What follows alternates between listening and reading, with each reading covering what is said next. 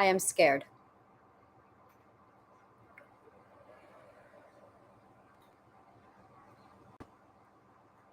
Give me a minute. This is something that's literally been 38 years in the making.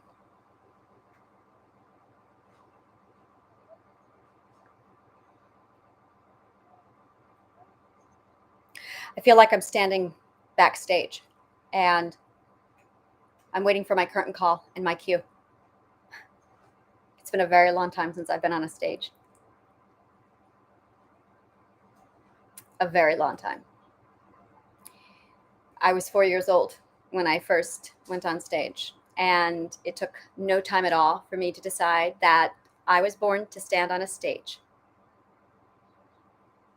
It took almost as little time for my father to decide that I was a whore, and being an actress meant you were a whore, and that I shouldn't do that because I was supposed to be a good Christian girl.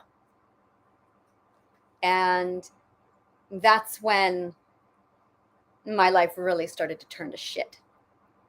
My brother joined in on that endeavor, and my name was taken away from me and replaced with slut and whore. In addition to that, I had a severe passion for musical composition, ballet dancing, script writing, theater, Shakespeare, and the stage. I was absolutely this overly bubbling, eager triple threat, ready to just take the stage. And what instead happened to me was 40 years of significant abuse to make sure that I never saw the light of day when it came to theater. I condensed and shrank myself and managed to sneak into a few stages as an audience member. And that was as close as I dared approach a stage.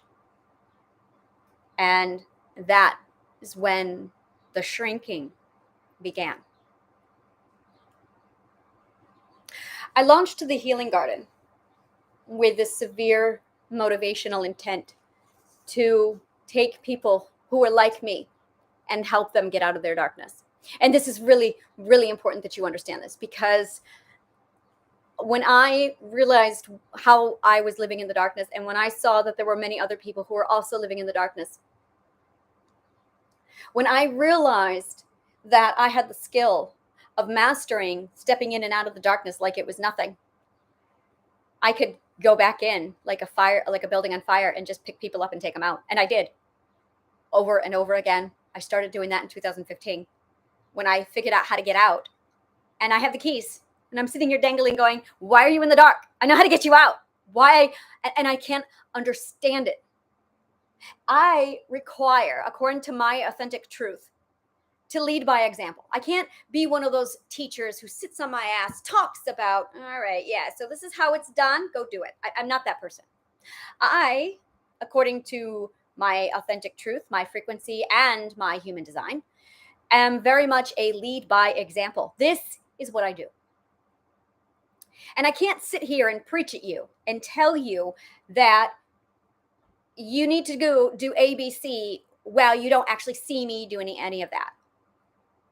Every time I stepped out of my shell, even a little bit, and rose my voice, my parents or somebody were right there to slam me back down. My sister, my brother, my father, you're too loud, you're too intense. Turn it down. And that was my Shakespearean side starting to come out. And then I'm like, oh yeah, I can't, I have to be a slave. And it is slave mind. I had to condense myself, and I had to shrink, and I was forever shrinking. And these last 4 days ago, I've been playing around with manifestation my whole life, accidentally. Now I do it on purpose. And I'm still waiting in the back for my cue. I'm still holding back because I'm scared. So I can't sit here anymore and talk to you about this. I have to show you. And I have to really, really show you. So when you are in your darkness, it is really two sides to you. There's fear, and there's your identity. And that is what you have to choose. Fear that other people won't like you, fear that other people will take you away from you, fear that you will be abused or harmed or damaged because you showed your face to other people. So you shrink and the fear grows. This enables the fear. Shrinking enables fear. I lived with a narcissist for the past year. Yes, Elizabeth, I'm talking to you. You are my audience too. I need an audience because I'm an actress. And I have almost 500 people now. And I'm going, what am I waiting for? This is New York City. All the world's a stage. What am I doing? I can own this now. And I'm still afraid. Because my identity is over the top Shakespearean theatrics. It's not over the top. That is a narcissistic label that was put on me. I remember very much Jim Carrey. Overactor! They're on to me. I can feel it. And I hold back. Because whenever it came out, I was beaten. I was punished. I was abused. So I had to shrink to keep myself safe. Because shrinking keeps me safe. And I had to choose between safety and my identity. So did you. Every one of us was forced to choose between safety and our identities. That's it. And every time we enable fear, every time we shrink our identity, the fear grows. Stop doing it. And I'm going to start with me because I do not tolerate hypocrisy. And I am scared to death right now because opening up and showing you who I really am and becoming theatrical and allowing myself to take center stage and be the performer that I really am inside and embracing everything I love about Shakespeare monologues and theater and script writing and plays and powerful dialogues. I used to perform in front of the mirrors for my entire life because I was my only audience. And it was the only time I could really allow myself to just shine and be me. And every goddamn day, my father would knock on the door and go, "Who are you talking to?" And he would look at me like I was an insect. And that made me shrink. And then my brother started calling me insane and psycho because I talked to myself. Little did we know that I had multiple personality disorder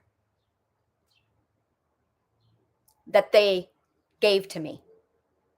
And so I shrank and so I shrank until there was nothing less, until I couldn't even remember who I was anymore. And now I'm terrified of being seen, of being visible. And for an actress, that's agony. That's torture. But that's my truth and that's my alignment. And that's where I have to be whole. And I'm still holding back. I can still feel it just shrinking inside of me. And I've got to get this out. But every time the camera's on me, every time I have an audience, anytime anyone ever notices me, I shrink and I get quieter because that fear takes over and I'm not supposed to be seen because that scares them. I have been accused of being too intense to the point where I forever keep that in check. I moved to New York City because there was only 3 places in the world where I felt like it could contain and hold my energy. The thing is, if I'm not dragging you out of the darkness, if I'm not pointing the way and leading you out, I should be motivating you and inspiring. And somebody messaged me and said, "Patience, some people aren't ready." Oh, this isn't about being ready. Oh, this isn't about being ready. I know exactly what that is. So let me tell you what it really, really is. When we are abused, we are fed one gaslight lie. We're weak and we can't handle it and we're not strong enough. Oh, that's what the abusers want you to think. They convince you that you can't do it. So they can keep beating you, so they can keep hurting you, so they can keep abusing you. And you cater to that. There's a little part of your brain, the fear fact, the fear system, Jerry, going, oh, that's right. We have to be small so they can beat us. Because being small keeps us safe. We can't get big. We have to stay small and quiet and weak. Now I come along and I say, you're not weak. Oh, you're not weak. Look at what you've survived. They had me convinced that I was weak. After what they put me through, oh, I'm not fucking weak. I am strong. But they had me convinced I was weak. And every time I stood up, I had an abuser right there in front of my face going, you're weak, sit down. I need to keep abusing you. No, I am here to tell you and get in your face while you lay in the mud. Oh, no, no, no, no, honey, you are strong. Your abusers lied to you to control you. They got right into your head and they convinced you that you have to stay weak, that you're too injured to stand up. Oh, bullshit, you can walk. I know. I was convinced that both of my legs were broken while I laid in the sewage. Well, they literally pissed on me. And I overcame it. When I stood up, I was surprised because that's how deeply embedded their lies were in my head. I was floored at what I could do because they had told me I couldn't. So I'm the person who comes along and gets in your face and says, you don't know what you can do. I'm the first person to stand there and say, get up, you can do this. You don't have to take their abuse. You can escape, you can leave, you can walk away. They took your power. I know how to get it back. I know exactly how to get it back. Because it's between you, your identity, and your fear. And they nurture your fear and they shrink your identity. And your real power is right inside your identity. Your identity is literally made up of everything you love. And for me, I love theater and Shakespeare and ballet and opera and music and writing and script writing and massive speeches like this. All the things they took away from me. All the things that they told me if I were to embrace, I'm going to burn in hell. They used the fear of God against me as a weapon. That's what the fear of God is. It's a weapon. You shouldn't be afraid of God. You shouldn't be afraid of anything. Fear destroys the identity. Bottom line, fear absolutely destroys your identity. So you're laying there in trauma, you're not okay, you're not feeling well, it's because you're afraid. And you have been conditioned that if you embrace your identity, you will absolutely be hurt. But what if embracing your identity actually allows you to get out of your situation? What if embracing your identity actually gets you to the door where you can say, fuck this shit, I'm gone, and you leave? I am still afraid. And I realize the only way I'm going to shrink my fear is if I enable my identity and put myself on a stage and force myself to be who I am. And every bone in my body is screaming at me, don't look at me. Don't see who I really am because I'll get hurt. Abuse turns your own identity into a PTSD trigger. That is really what abuse does.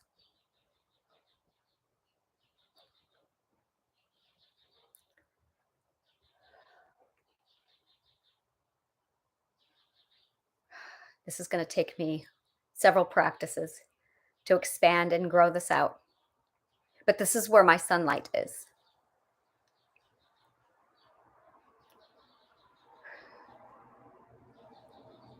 Maybe I should record these first without actually being live. Maybe it's the live performances that make it harder for me. And I do it. I'll be sitting here doing my thing and I'll hear my daughter sigh, or I'll see somebody come in And as soon as I see that, I shrink. I sing when I'm alone and my pitch is perfect and my song flows. But you put me in front of one person, even, and I immediately go flat. I immediately shrink because people looking at me immediately causes me to shrink. And then the fear grows. And I'm afraid, well, what if people hate me? What if, and I don't care about people judging me or hating. It's what if people notice me and they see my identity that I'm not supposed to have? And that's it right there. We're not supposed to have our identities. And yet that is where our authentic truth lies. But I see the way the world is. I can see all of the energy and I can see how all the frequency just moves and works together with all of our spirituality and all of our authenticity and all of our lies and the abuse. And I just go, oh my God, this whole thing just needs to get aligned. Every one of us has a frequency and a note inside of us. Every one of us has our own song.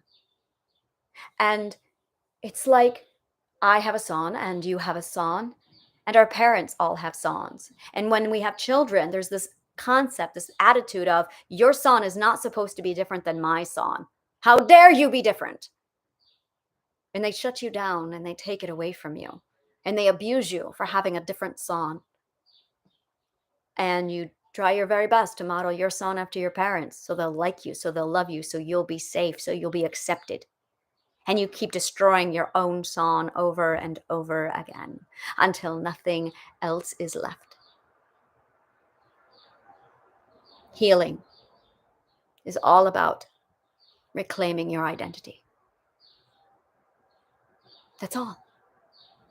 We think healing is something we do inside in a therapist's office, a clinic office. We go to therapy and, okay, I'm in therapy now. Begin the healing. And it doesn't work that way.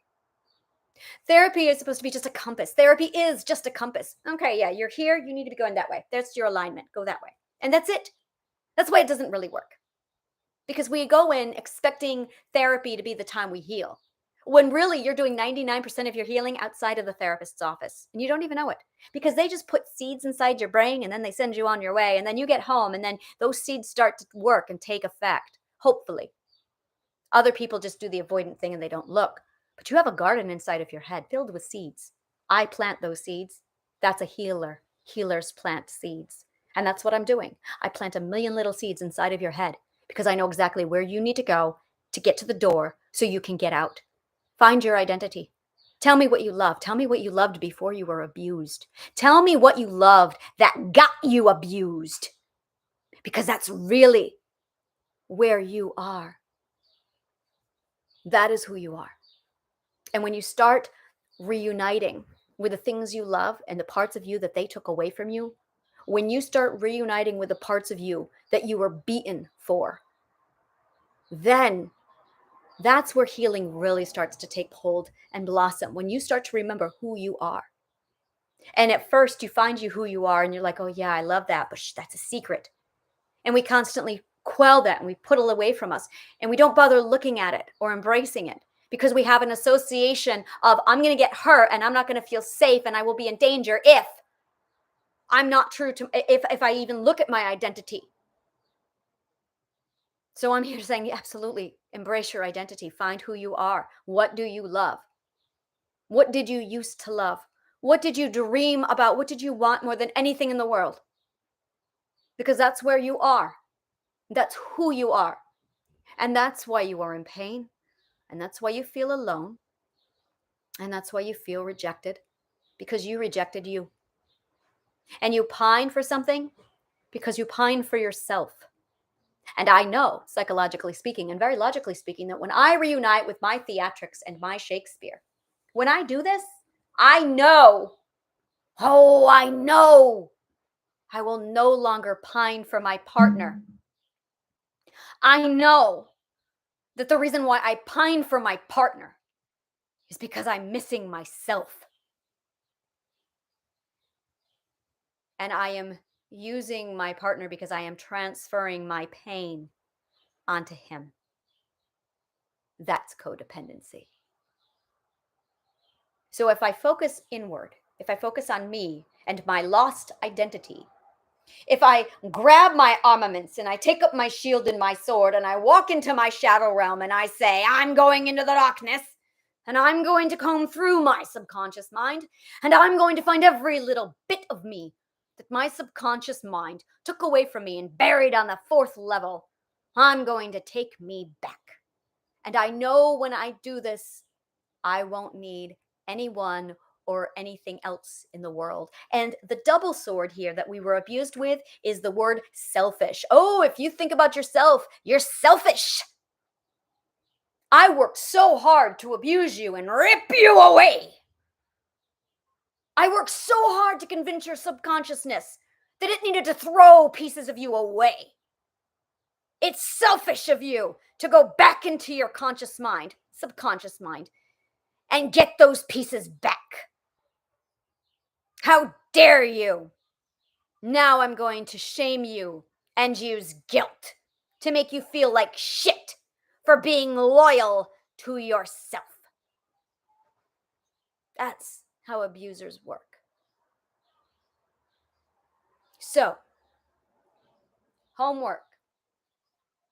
You tell me what you love. You dig down when you were 3, 4, 2 years old. What dreams did you weave that were taken away from you? What did you want more than anything in the world before your parents stepped in and said, no, you're going to be a doctor in the patriarchal society that is the man? Because that's really what's been done to every one of us. When you conform to a societal box, you have to kill parts of your identity to fit in. And every one of us, with the exception of those few rare children who were born to the hippie generation, the majority of us had to rip out, abuse, and desecrate the identity to fit into the box. And then we're all going, I don't understand what's wrong with the world. Really?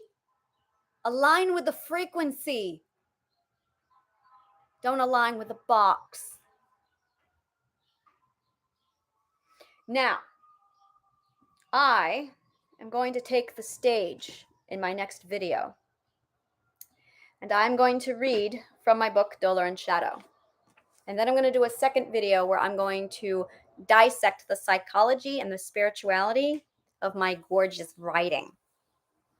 I'm very, very happy about this, and I'm looking forward to it.